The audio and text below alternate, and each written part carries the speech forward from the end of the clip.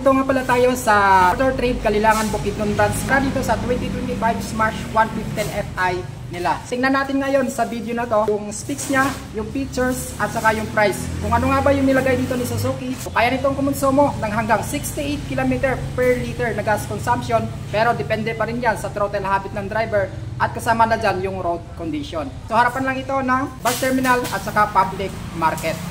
Dito naman sa headlight niya, ayan, ka-valve type pa rin ito. Ito naman yung looks niya dito, yung kulay niya. Makikita natin yung decals lang dito na FI na nakakulay gray or fuel injected. Tapos lahat dito sa taas, naka glossy black na siya. Tapos hindi rin mawawala yung emblem ni Suzuki dito sa harapan. So ito naka S, ayan mga idol. Tapos may butas dito na good for aerodynamics or lusutan ng hangin. Pagilid niya, so ito naman mayroon siyang glossy red, tapos naka gray dito at naka black. Stick rin yung signal lights niya mga idol, oh. Tapos naka bulb type din siya. Tapos pagdating dito sa gilid niya, naka matte na siya. Tapos pagbaba mo sa ilalim, makikita mo na yung pangalan ni Suzuki. Tapos naka glossy siya dito. So sa gilid niya naman, ganun pa rin. Naka combination dito siya ng gray, tapos naka red na lining. So ito naman yung fender niya, flexible. So hindi siya basta-bastang mababasag kapag nasagi ito or nabangga. Pagdating sa suspension niya, ganun pa rin, naka-traditional suspension yung ginamit dito na Suzuki. Tapos pagdating sa braking system niya, mechanical drum brake lang siya. Pag ganito naman yung ano niya, spokes niya, so matic na yan ha, naka-tube type pa siya. Ilong ride mo, meron talagang possibility na madali siyang mapa-flat. Pagdating sa gulong niya, meron siyang size na 70 by 90 by 710. So ito ay standard, tapos napakadali lang hanapin pagdating sa aftermarket. Kung ano yung decals sa kabila, so parehas lang dito, same lang sila mga idol. So ayan, meron siyang gray dito, makikita natin yung Suzuki na pangalan. Tapos yung kulay red andito. So pagdating naman sa shifting niya, so meron itong 4-speed manual gearbox. Pagdating naman sa side stand niya, so ordinary lang siya mga idol, wala siyang kill switch. So dito naka matte black siya mga idol, ayan o, matte black yan hanggang dito. Matte black yan kasi nga madaling magasgasan dito na part na to. Tapos meron siyang butas dito na good for aerodynamics. Pumasok yung hangin dito sa harap, tapos lalabas lang siya dito. So hindi basta-bastang gigiwang ang motor mo kapag meron siyang mga butas dito na labasan ng hangin. So sticker niya dito sa gilid. So makikita natin yung Smash FI. Combination siya ng gray, tapos may black. So meron na rin siyang red. So dito sa FI niya, gray tsaka red mga idol, tapos black na glossy. So dito na part, lahat nito is glossy black na siya mga idol. Ayan. Sa paka ng angkas, so meron na rin siyang guard dito para yung sapatos or paa ng angkas mo is hindi basta-bastang papasok dito sa loob. So, pagdating naman sa suspension niya sa likod, naka-coil spring. So dalawa, isa dito, isa rin doon sa kabila. At pagdating sa gulong niya dito sa likod, so meron siyang size na 80 by 90 by 710. So ganun din, naka-standard. So napakabilis lang hanapin pagdating sa aftermarket kung gusto mo magpalit ng gulong. Pagdating sa likuran niya, meron siyang fender dito na mahaba. So meron siyang extension. Tapos makikita rin natin yung pangalan ni Suzuki. So hindi mawawala yung sticker na yan mga idol. Tapos naka matte black dito. Tapos naka flexible din siya. So hindi siya basta-bastang mababasag kahit na mabangga or masagi pa ng iba to. Pagdating sa braking system niya dito sa likod, ganun din. Naka mechanical drum brake.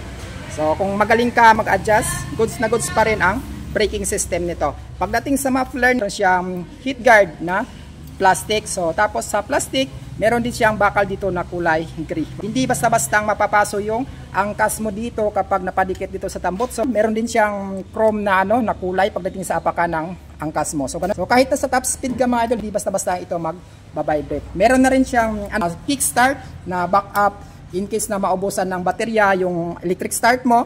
Meron kang backup talaga na kickstart. So hindi ka basta-basta magtutulak dito pagdating na maubusan ka ng baterya. Pagdating naman sa apakan ng driver mismo, meron din siyang guard dito mga idol, ayan o. So hindi basta-basta didikit yung paa mo dito sa mismong makina ng motor na to. So hindi ka mapapasok. Dito sa gilid na to, so sa kabila, so same din dito, makikita natin yung Smash FI mga idol. Meron siyang kulay na red, black, gray. Dito na part is puro na yan siya glossy na kulay.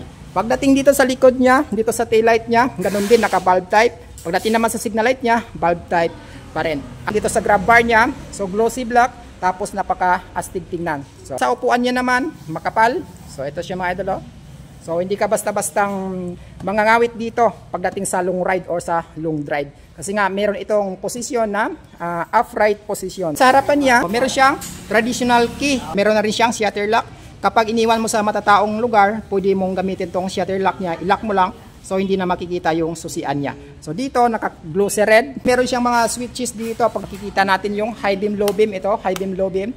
Meron siyang turn signal lights left and right, tapos meron siyang busina dito. Sa kabila naman dito sa right side niya, meron siyang switch dito na na electric start. Syempre, bukod sa electric start, meron din siyang backup na kick start. Ating sa meter panel niya, ito mga idol, oh. So makikita natin naka-analog type pa siya. Tapos makikita natin dito lahat ng halos ng indicator. So nandito yung speedometer niya, nandito yung odometer niya, at syempre hindi mawawala yung pangalan ni Suzuki mga idol. Meron siyang speedometer na 0 to 140. So kung kaya mo sumagad ng 140, so isagad mo mga idol kung kaya mo. Pero kung hindi mo kaya, hanggang 80 ka lang o kaya 60. Meron na rin siyang fuel indicator para malaman mo kung may gas pa ba or wala na ang motor na to. So meron siyang battery indicator, makikita natin dito. High beam, low beam indicator, andyan rin. Tapos yung turn signals indicator, andito rin. Pagdating naman sa neutral indicator niya, andito rin nakalagay. Gear indicator, position niya, andito rin nakalagay. 1, 2, 3, 4. O kung interesado ka dito sa Suzuki Smash 115 Fi mga idol na 2025 model, meron siyang price na 76,400 pesos sa cash. Pagdating naman sa installment niya, magda-down ka lang ng 4,800 pesos at meron siyang monthly installment sa loob ng 3 years na 3,707. Meron pa itong rebates kapag on time ka magbayad na 500 pesos. So kung malapit ka lang dito sa Kalilangan, Bukidnon at naghahanap ka ng Smash 115 Fi, available dito, meron siyang isang piraso. At hindi lang Smash 115 Fi ang binibenta dito mga idol. So meron din ditong Honda, o yan, so Beat, tapos meron din ditong RS 125, so babalikan natin to sunod na araw para sa review din. Tapos Click 125 na mga bagong version, meron din dito. Honda XRM 125, Raider 150 Fi, tapos yung mas mabintang pampasadang motor na Bajaj City 125 saka 100S available dito. So hanggang dito lang tayo mga idol. Huwag kalimutan mag-subscribe dito sa YouTube channel ko kung dito ka na nanonood, at follow mo na din ako sa FB page ko mga idol. So hanggang dito lang tayo, ride safe at ingat palagi.